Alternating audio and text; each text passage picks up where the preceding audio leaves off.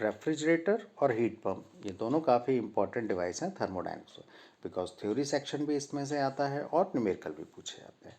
तो आइए सबसे पहले हम समझते हैं रेफ्रिजरेटर को। रेफ्रिजरेटर एक ऐसी डिवाइस है जो ठंडी जगह से हीट को निकालता है और गर्म जगह पर हीट को भेजता है। जनरली हीट का ट्रांसफ़र हाई टेम्परेचर बॉडी से लो टेम्परेचर बॉडी की तरफ होता है।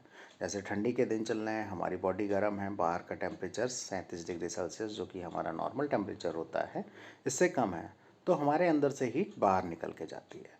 तो हीट हमेशा गर्म जगह से ठंडी जगह पर जाती है। फ्रिज में क्या होता है, ठंडी जगह से हीट को हम निकाल रहे हैं और गर्म जगह को भेज रहे हैं।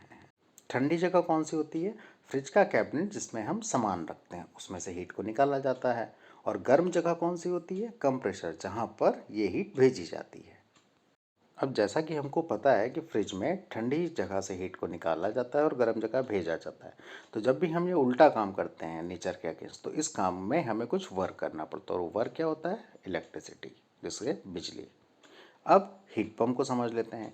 हीट पंप का साइकिल डायग्राम, लाइन डायग्राम बिल्कुल फ्रिज की तरह होता है। मीन्स हीट पंप भी बिल्कुल रेफ्रिजरेटर की तरह ही दिखाई देगा लाइन डायग्राम, लेकिन अंतर क्या होता है, इसका ऑब्जेक्टिव अलग होता है। फ्रिज का काम है ठंडा करना, हीट पंप का काम होता है गर्म करना। इसमें भी आप देखिए, लो साइड से हीट को निकाला जा रहा है और हाई साइड को भेजा जा रहा है। जहाँ भी हम नेचर के अगेंस्ट काम कर रहे हैं, मीन्स ठंडी जगह से हीट को निकालना और गर्म जगह भेजना, हीट का मूवमेंट ठंडे से गर्म की तरफ।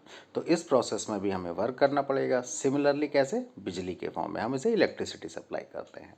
तो इस डायग्राम से भी आप समझ सकते हैं कि हीट पंप और रेफ्रिजरेटर दोनों बिल्कुल सेम लाइन डायग्राम शो करते हैं। अब हम बात करते हैं इनके परफॉर्मेंस की। तो रेफ्रिजरेटर और हीट पंप इन दोनों की परफॉर्मेंस को हम एक टर्म से मेज़र करते हैं, उस टर्म को हम बोलते हैं COP, means coefficient of performance.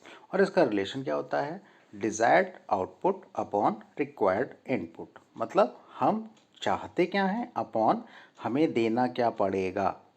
तो फ्रिज के केस में क्या हो जाएगा, हम क्या चाहते हैं, cooling effect. Cooling effect means low side से हीट को निकालना। रिक्वायर्ड क्या होगा भाई, बिजली चाहिए, तो QL अपॉन WN। सेम ऐसे ही जब हम हीट पंप में लिखते हैं तो डिजायर्ड क्या है, हीटिंग इफेक्ट, फिर रिक्वायर्ड क्या, वर्क, तो यहाँ पर QH अपॉन WN। तो इस डायग्राम से भी आप इसको समझ सकते हैं कि रेफ्रिजरेटर और हीट पंप का डायग्राम ऑलमोस्ट सेम है, लेकिन दोनों के ऑब्जेक्टिव अलग अलग हैं।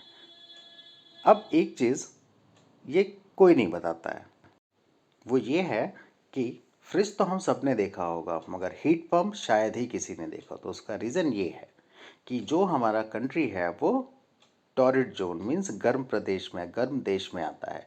यहाँ पर इस डायग्राम में आप देखेंगे येलो एंड ऑरेंज से दिखाया गया, और ये गर्म क्षेत्र है। वहाँ पर हमें क्या ज़रूरत होगी, ठंडा करनी। इसलिए हम इंडिया में किसी भी घर में जल्दी हीट पंप नहीं देखते हैं।